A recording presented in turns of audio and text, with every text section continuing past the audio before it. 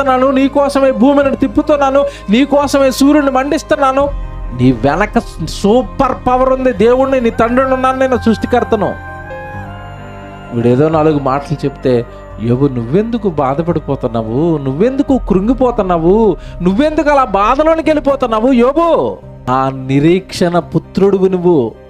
ఎంత పెద్ద మహావిశ్వాన్ని కట్టి నీ పాదాల చెంత పెట్టి నేను నిన్ను నడిపిస్తుంటే, నీకు తోడుగా నీ వెనకాల మహాతండ్రిని నేను ఉంటే, నువ్వెందుకయ్యా వీళ్ళ మాటలకు, వీళ్ళు చెబుతున్న మాటలకు ఎందుకు నువ్వు నీ జన్మను శపించేస్తున్నావు? నేను పుట్టకుండా ఉంటే బాగున్నా అనుకుని నువ్వు ఎందుకు యోబు బాధలోకి వెళ్ళిపోయి? ఎందుకంటే యోబు స్నేహితులండి యోబు మనసును పాడు చేసేశారు.